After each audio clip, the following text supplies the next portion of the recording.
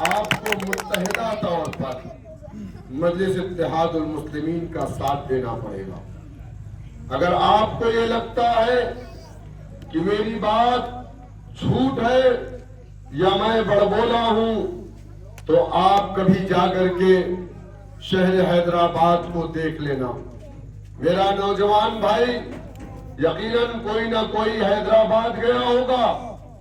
حیدرآباد میں گوشت کی دکانوں پر بڑے کا گوشت لٹکا کر کے بیچا جاتا ہے اور کسی ماں کے لال میں ہمت نہیں ہے کہ وہ جا کر کے پوچھ لے کہ یہ کس چیز کا گوشت ہے۔ حیدرآباد میں مجلس اتحاد المسلمین کی طاقت ہے۔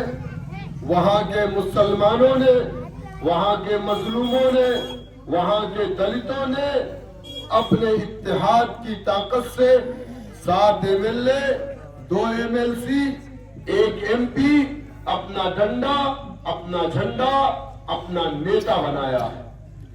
آج حیدرآباد کی گلیوں میں، حیدرآباد کے شہر میں ہماری بہن حجاب میں، نقاب میں، موٹر سائیکل سے، اسکوٹی سے بلا ڈرے، چاہے رات کا 12 بجے، چاہے رات کا 1 بجے، چاہے رات کا 2 بجے، کسی بھی ضرورت سے آ اور جا سکتی ہے۔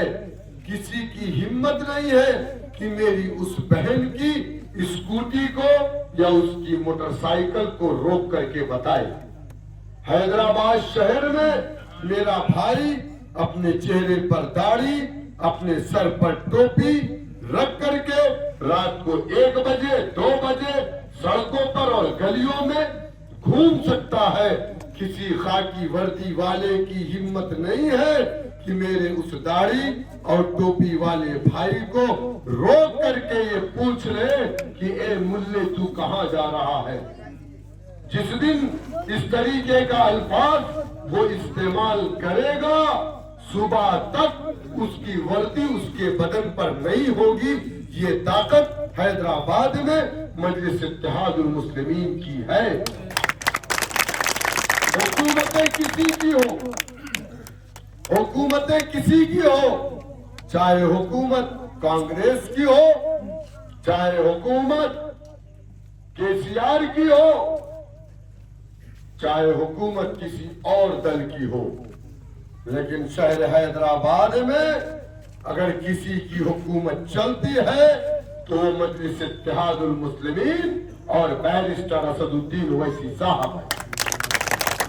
اور یہ طاقت کیسے ملتی ہے؟ یہ طاقت صرف اور صرف آپ کے اتحاد کے ذریعے ملتی ہے، آپ کے ووٹوں کے ذریعے ملتی ہے، آپ کی سیاسی بصیرت کے ذریعے ملتی ہے۔ اگر آپ نے گندر کی ویدھان سبھا میں اس طاقت کا مظاہرہ کیا تو میں آپ سے وعدہ کرتا ہوں کہ ایک بچہ اس گاؤں کا اگر جیل یا تھانے میں فرضی طریقے سے لے جا کر کے بیٹھایا گیا تو اس تھانے کو حافظ وارث صاحب مجلس اتحاد المسلمین کے اپنے رفقا کو، اپنے ساتھیوں کو لے کر کے بھر دیں گے اور کہیں گے کہ جب تک میرا یہ بھائی اس قید سے نہیں چھوٹے گا ہم یہاں سے اٹھ کر کے جانے والے نہیں۔ لیکن یہ طاقت کس کو دینی ہے؟ یہ طاقت آپ کو دینی ہے۔ 75 سال سے آپ نے اپنے آپ کو طاقتور نہیں کیا۔ 75 سال میں آپ نے طاقت یادو سماج کو دیا۔ اگر آپ نے رضوان کو ووٹ کیا تو سماجوادی مضبوط ہوگی، اکھلیش یادو مضبوط ہوں گے، ہو سکتا ہے کہ رضوان خود بھی مضبوط ہو جائے، ایک گھر سے 2 گھر بن جائے، گندرکی سے مراد آباد شہر میں بن جائے، مراد آباد شہر سے ایک لکھنؤ میں بن جائے، لکھنؤ سے ایک مسوری نینی تال اتراکھنڈ میں بن جائے، ایک دلی میں بن جائے، لیکن ان کو مضبوط بنانے والا مسلمان جب جیل کی سلاخوں میں جاتا ہے جب اس کے اوپر ظلم، زیادتی، انیائے، اتیاچار، ناانصافی ہوتی ہے تو یہ رضوان لکھنؤ میں بیٹھے رہتے ہیں اور ان کے منہ کو تالا لگ جاتا ہے۔ کیونکہ یہ سماجوادی پارٹی جو ایک پرائیویٹ لمیٹڈ کمپنی ہے جس کے مالک اکھلیش یادو ہیں، اس کے نمائندے ہیں، نہ کہ وہ آپ کے نمائندے۔ جب تک اکھلیش یادو ان سے نہیں کہیں گے، اگر کہیں گے رضوان کھڑا ہو تو رضوان کھڑا ہوگا، وہ کہیں گے رضوان بیٹھ جا تو رضوان بیٹھ جائے گا، وہ کہیں گے کہ رضوان خاموش رہو تو رضوان خاموش رہے گا۔ تمہارے درد میں، تمہاری تکالیف میں، تمہارے مساجد پر حملے ہو، تمہارے لاؤڈر اتارے جائے، تمہیں گوشت کے نام پر مارا جائے، 600 مدارس کو مراد آباد میں بند کر دیا جائے، رضوان کو اس سے کوئی فرق نہیں پڑے گا، کیونکہ رضوان جب تمہارے پاس آئے گا تو کبھی بھی یہ نہیں کہے گا کہ اے میری قوم کے لوگوں مجھے ووٹ دو، میں تمہارے علاقوں میں اسکول بناؤں گا۔ کیا کبھی آپ نے اسکول کے نام پر ووٹ دیا؟ نہیں دیا۔ کبھی آپ نے کالج کے نام پر ووٹ دیا؟ نہیں دیا۔ کبھی آپ نے میڈیکل کالج کے نام پر ووٹ دیا؟ نہیں دیا۔ آپ نے ہمیشہ صرف ایک بات پر ووٹ دیا، بی جے پی کو ہرانے کے لیے سماجوادی پارٹی کو ووٹ دیا۔ یہی کیا نا؟ آپ مجھے بتائیے 1992 میں سماجوادی پارٹی کا گٹھن بابری مسجد کی گری ہوئی دیواروں پر کھڑے ہو کر کے ملائم سنگھ یادو نے کیا تھا۔ کیا میری بات غلط ہے؟ اعظم خان سماجوادی پارٹی کے فاؤنڈر ممبر تھے۔ اعظم خان نے سماجوادی پارٹی کے لیے اپنا خون دیا۔ اگر ملائم سنگھ کا پسینہ بہا تو میرے بھائی کا خون بہا، لیکن آج ملائم سنگھ کا پریوار ہندوستان میں سب سے بڑا سیاسی پریوار ہے۔ اگر اس گھر کے اندر سب سے زیادہ ایم پی ہیں تو وہ ملائم سنگھ یادو کا پریوار ہے، سب سے زیادہ ایم ایل اے ہیں تو وہ ملائم سنگھ یادو کا پریوار ہے، اگر سب سے زیادہ ایم ایل سی ہیں، اگر پورو منتری ہیں تو وہ ملائم سنگھ یادو کا پریوار ہے۔ اور آپ دیکھیے کہ آج ملائم سنگھ یادو کا بیٹا پلین سے چل رہا ہے اور اعظم خان ان کا بیٹا جیل کی سلاخوں میں۔ جو پارٹی اعظم خان کی نہیں ہوئی وہ پارٹی آپ کی نہیں ہو سکتی۔ میرے دوستوں، میرے بزرگوں، میں آپ سے گزارش کرنے آیا ہوں، یہ الیکشن جیت اور ہار میں اس الیکشن کا کوئی مطلب نہیں۔ نہ ایک سیٹ بی جے پی جیتے گی تو اس سے اس کو کوئی فائدہ ہوگا، نہ سماجوادی جیتے گی تو اس کا کوئی نقصان ہوگا، لیکن اگر آپ جیتیں گے تو پورے ہندوستان میں ایک پیغام جائے گا کہ ہندوستان کے سب سے بڑے صوبے اور وہ بھی کندرکی ویدھان سبھا کے اندر بیرسٹر اسد الدین اویسی صاحب جو ہندوستان کے دبے کچلے مظلوم مسلمانوں کی ونچت سماج کی آواز ہے، جو ہر موقع پر، ہر معاملات پر، ہر ظلم اتیاچار پر وہ ہندوستان کی پارلیمنٹ کے اندر بولتے ہیں، کندرکی کے لوگوں نے ان کے اس احسان کو چوکتا کر دیا اور اتر پردیش سے سب سے پہلا ودھایک، سب سے پہلا بسم اللہ اگر کہیں سے ہوا تو وہ کندرکی کے اپ چناؤ میں ہوا۔ میرے دوستوں، میرے بزرگوں، آپ کو ڈرنے کی ضرورت نہیں ہے۔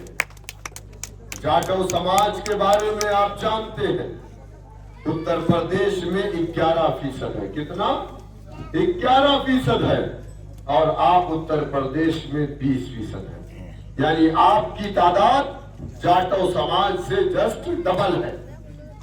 میں دلت کی بات نہیں کر رہا ہوں، دلت اتر پردیش میں 20% ہے، لیکن اس کی 16 جاتیاں اور اس کی 9 سے 10 جاتیاں ہمیشہ بی جے پی کو ووٹ کرتی ہیں۔ کیا کھٹک بی جے پی کے ساتھ نہیں ہے؟ کیا پاسوان بی جے پی کے ساتھ نہیں ہے؟ کیا کوڑی بی جے پی کے ساتھ نہیں ہے؟ کیا ہندو دھوبی بی جے پی کے ساتھ نہیں ہے؟ یہ بھی دلت سماج سے آتے ہیں۔ لیکن اس دیش میں سب سے زیادہ ظلم، زیادتی، اتیاچار، انیائے کسی سماج کے ساتھ ہوا تھا تو وہ سماج جاٹو سماج تھا۔ اس کی بہن بیٹیوں کی عزتیں لوٹ لی جاتی تھی، FIR نہیں درج ہوتی، اس کو لوگ انسان نہیں سمجھتے تھے، اس کے کمر میں جھاڑو باندھ دیتے تھے، بولے اس کے پیر کا نشان نہیں رہنا چاہیے ورنہ زمین ناپاک ہو جائے گی۔ اس کے گلے میں مٹکی لگا دیتے تھے، کہتے تھے کہ یہ زمین پر اگر تھکے گا تو زمین ناپاک ہو جائے گی۔ اس کے علاقوں میں اسکول نہیں ہوتے تھے، اس کے علاقوں میں اسپتال نہیں ہوتے تھے، دلت بستیوں میں جانے کے راستے نہیں ہوتے تھے، پورے شہر کی گندگی کو، پوری نالیوں کو دلت بستیوں کی طرف گھما دیا جاتا تھا۔ اس کے بچے کو سرکاری نوکری نہیں ملتی تھی، اس کے بچوں کی زندگی مرے ہوئے جانور کے چمڑے کو چھیلنے میں ختم ہو گئی تھی۔ کیا یہ میری بات غلط ہے؟ یہ ظلم، یہ زیادتی، اتیاچار کب ہو رہا تھا؟ جب دلت سماج کا 131 سانسد ہندوستان کی پارلیمنٹ میں بیٹھا تھا، لیکن وہ خاموش تھا، وہ اپنا منہ نہیں کھول رہا تھا، وہ نہیں بول پا رہا تھا اپنے سماج کے لیے۔ جس طریقے سے آج ہم پر ظلم، اتیاچار، انیائے ہو رہا ہے، لیکن ہمارے سماج کا کوئی مسلمان لیڈر، چاہے وہ ہمارا MP ہو، چاہے وہ ہمارا ودھایک ہو، چاہے وہ ہمارا پورن منتری ہو، کیا ہمارے لیے بولتا ہے؟ بتاؤ، بولتا ہے؟ نہیں بولتا ہے۔ اسی طریقے سے وہ 131 جو سانسد تھا دلت سماج کا ہندوستان کی پارلیمنٹ میں، وہ کانگریس پارٹی کا تھا، نہ کہ وہ دلتوں کا نمائندہ تھا۔ اگر آپ یہ سمجھ رہے ہیں کہ نواب جان ہو یا رضوان ہو یا کمال اختر ہو یا SP حسن ہو یہ آپ کے نمائندے ہیں تو اس مغالطے میں نہ رہیے گا، یہ آپ کے نمائندے نہیں، یہ اکھلیش یادو اور سماجوادی پارٹی کے نمائندے، یہ کبھی آپ کی آواز نہیں بنیں گے۔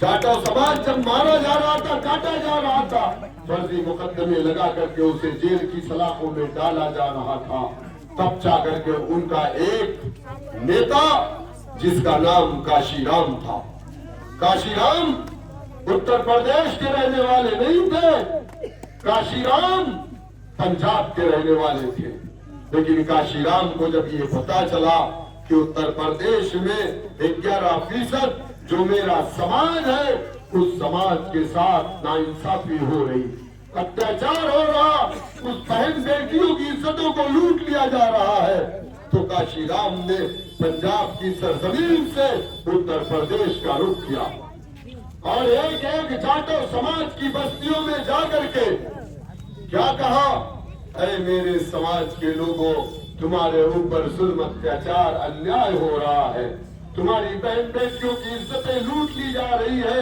تمہاری کوئی آواز نہیں ہے، تم سوچتے ہو کہ سانسد بھون میں بیٹھنے والا 131 سانسد وہ تمہارا ہے، جو دلت ہے وہ تمہارا نہیں ہے، وہ کانگریس پارٹی کا ہے۔ میرے دوستوں، میرے بزرگوں، نوجوان کھڑا ہوا، اس نے کہا مانیور کاشی رام پھر ہم کیا کریں؟ تو مانیور نے کہا سنو، جمہوریت میں، لوکتنتر میں سب سے بڑا طاقتور وہ ہوتا ہے جس کے پاس ووٹوں کی طاقت ہوتی ہے، جس سماج کے پاس اپنا ڈنڈا، اپنا جھنڈا، اپنا نیتا ہوتا ہے، جس سماج کے پاس اپنا ڈنڈا نہیں، اپنا جھنڈا نہیں، اپنا نیتا نہیں۔ اے بیٹا سنو، بات سنو، تم لوگ مجلس کا فیوچر ہو، مستقبل ہو، انشاءاللہ 15 سال کے بعد تم اس کمان کو اپنے ہاتھ میں لے کر کے آگے بڑھو گے۔ انہوں نے کہا کہا سنو، جس سماج کے پاس اپنا ڈنڈا، اپنا جھنڈا، اپنا نیتا نہیں، اس سماج کو انصاف نہیں ملتا۔ کہا ستا کی چابی کو اپنے ہاتھ میں لو، تم اپنے لیے انصاف کے سارے دروازوں کو کھول لو گے۔ لوگوں نے کاشی رام کا مذاق اڑایا، کاشی رام پر الزام لگایا، مذاق تو سامنتوادیوں نے اڑایا، کہا کہ کاشی رام 11% جاٹو سماج کو لے کر کے ستا کی چابی کو اپنے ہاتھ میں لینے کی بات کر رہا ہے۔ تو یہ بڑی بات تھی، کاشی رام کے سپنے بڑے اونچے تھے۔ 11% لے کر کے اگر کوئی یہ بات کرے کہ ہم حکومت میں ستا کی چابی کو اپنے ہاتھ میں لیں گے تو شاید لوگ ہنسیں گے۔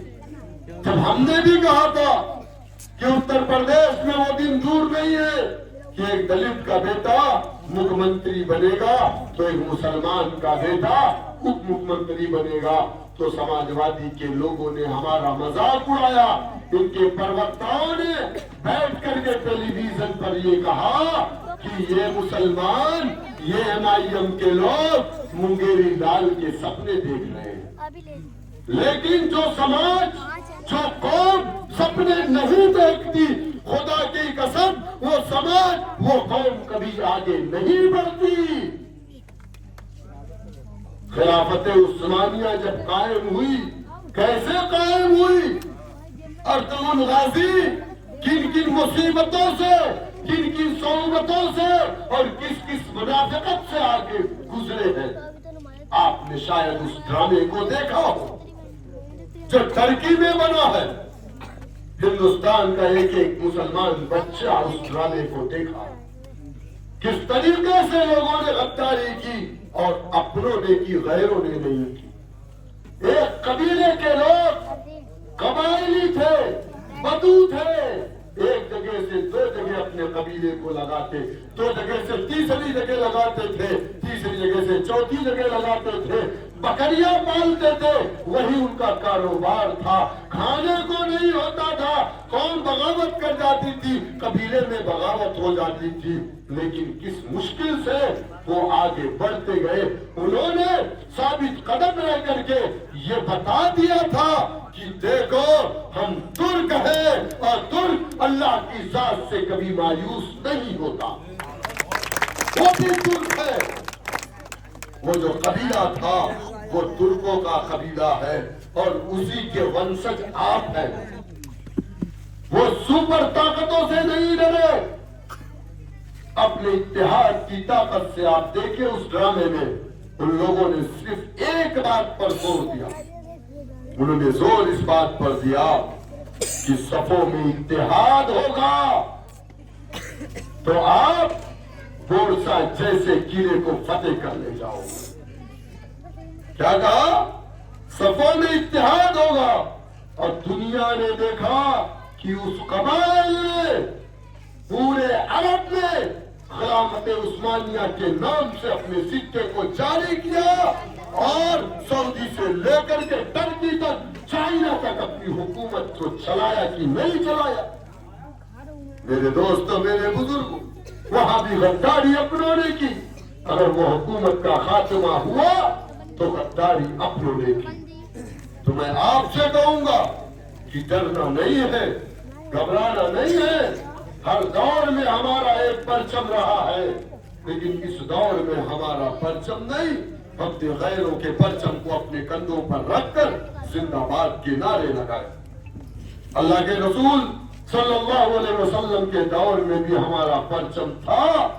صحابہ کرام جنگوں میں جاتے، ایک ہاتھ میں تلوار ہوتی تو دوسرے ہاتھ میں پرچم ہوتا، اگر ہاتھ کٹ جاتے تو دوسرے ہاتھ میں اس پرچم کو اٹھا لیتے، دوسرا ہاتھ کٹ جاتا تو اس پرچم کو اپنے دانت میں دبا لیتے۔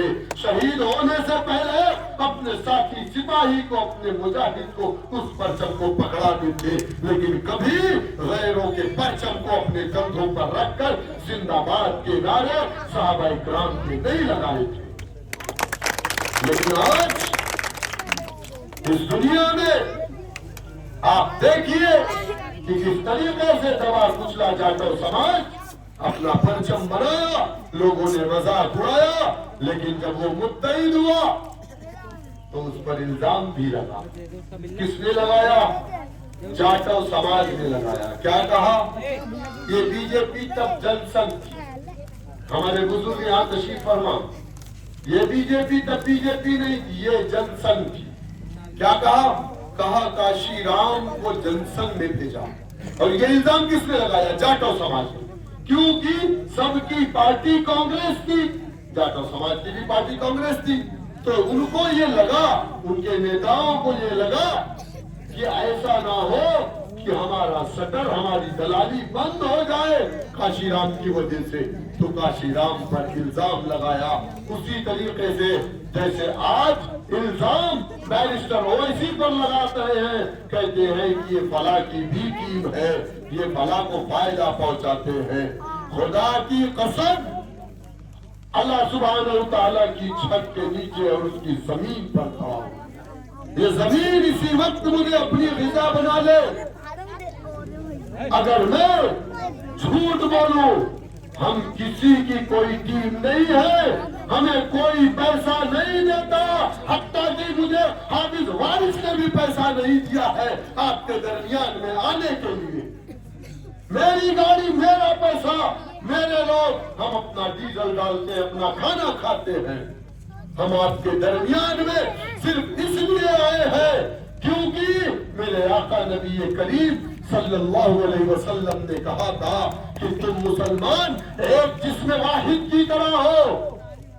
اگر میں ایئر کنڈیشن کمرے میں بیٹھا ہوں اور میرا بھائی جیل کی سلاخوں میں تڑپ رہا ہے، اگر تھانے کے اندر وہاں پر حوالات میں مارا جا رہا ہے، تو میں اس کے لیے اگر نہ تڑپوں تو میرے آقا نے کہا کہ وہ میرا امتی نہیں ہے۔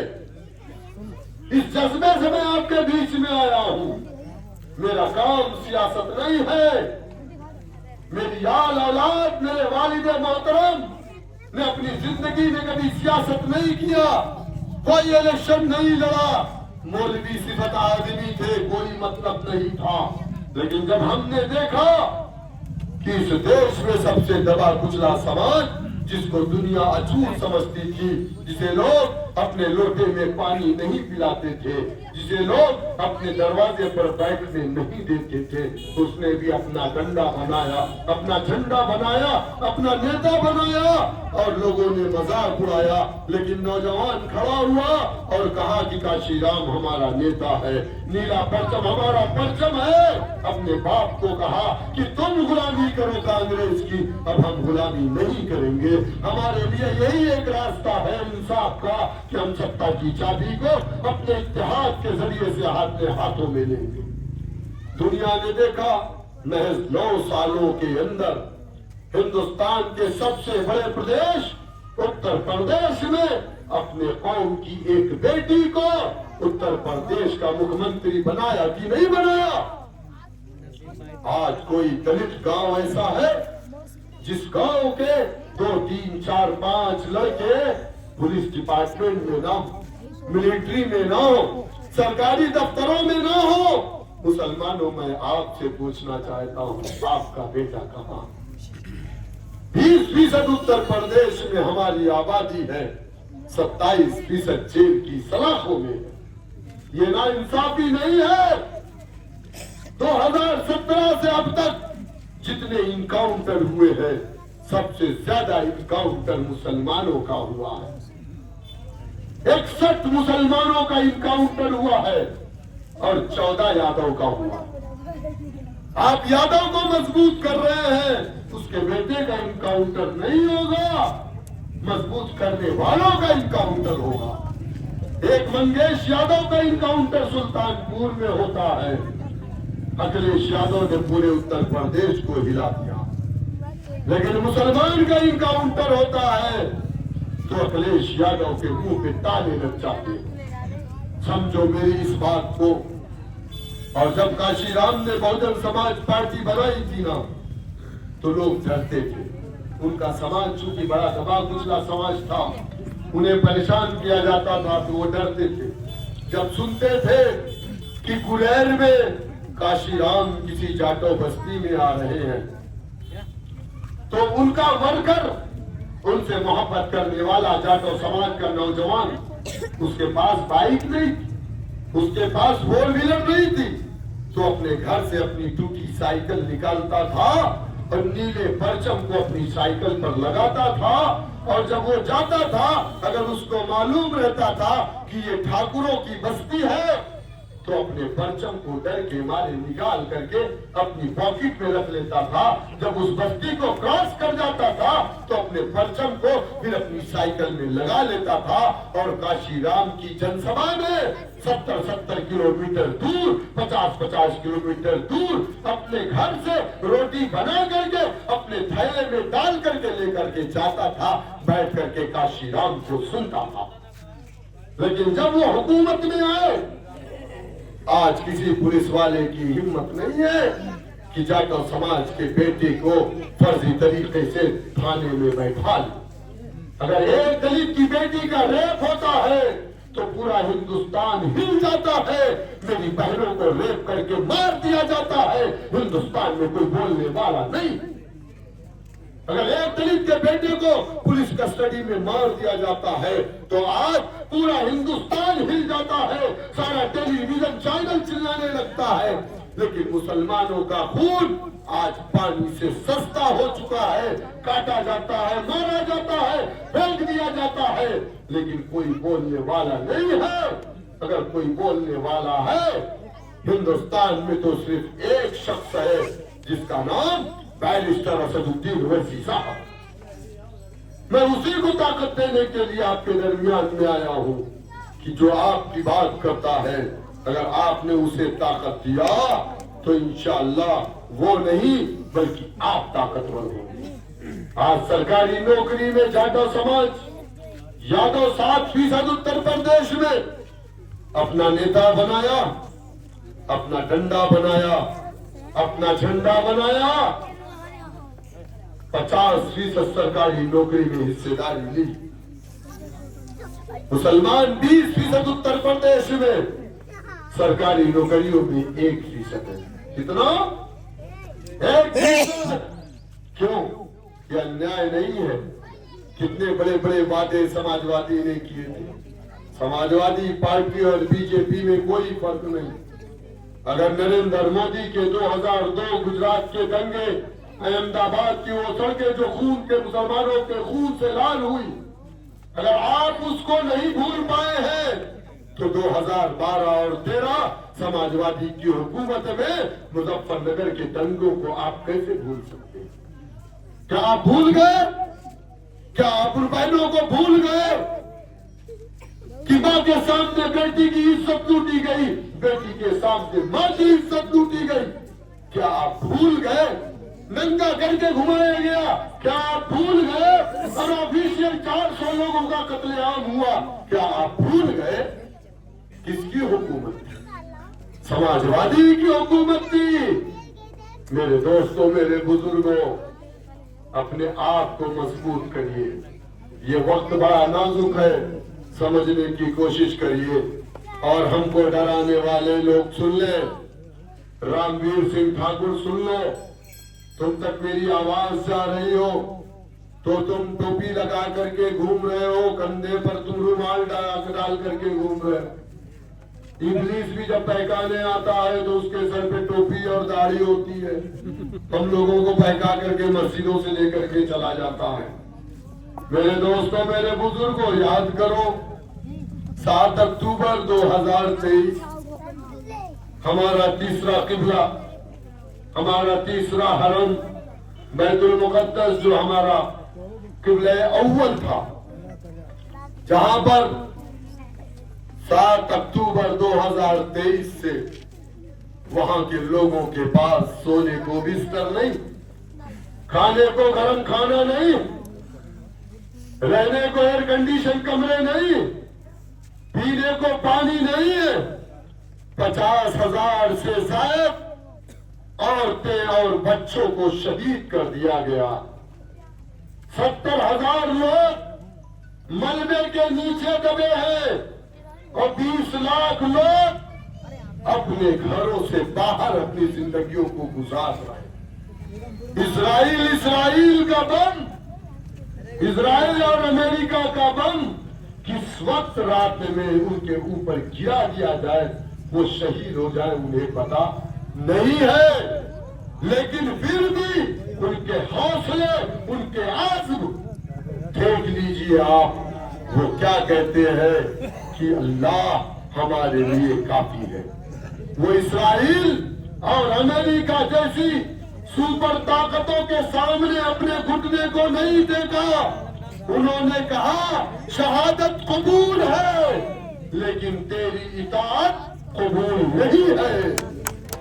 मेरे दोस्तों, मेरे बुजुर्गों, हम भी उसी के उम्मती है जिसके उम्मती वो है। क़िबला अव्वल जितना उनका है उतना ही हमारा है। हम कैसे आशिकाने रसूल हैं? बताओ मुझे, इमाम हुसैन ने यजीद की बैत करने से क्यों इनकार किया? क्या कहा था कि ऐ यजीद, तेरी हुकूमत में गुनाह होता है, जुल्म होता है, ज़्यादती होती है, अन्याय होता है, अत्याचार होता है। यजीद के लोगों ने कहा कि ऐ हुसैन, या तो बैत कर लो या तो तलवारें निकाल लो। इमाम हुसैन ने कहा मेरे नाना के दीन ने मुझे बताया है कि बातिल के सामने अपने घुटने को नहीं टेकना है, बल्कि उसके बदले में जामे शहादत को नोश फरमा जाना है। दुनिया ने देखा कि एक नहीं अपने छोटे छोटे बच्चे शहीद हो गए उनके, लेकिन बातिल के सामने घुटने नहीं टेके। अरे वो जो ताकतें थी फिरौन, नमरूद, शद्दाद और यजीद की, उसके सामने ये ताकतें कुछ भी नहीं है। इस्लाम को मानने वाले तब भी नहीं झुके थे, आज भी नहीं झुके हैं, और इंशाअल्लाह कयामत तक भी हम न झुकेंगे, न डरेंगे, क्योंकि जिस दिन हमारी जिंदगी मौत लिखी है, उस दिन दुनिया से हमें कोई भी मरने से बचा नहीं सकता। जब तक मेरी जिंदगी लिखी है, दुनिया की कोई ताकत मुझे मार नहीं सकती।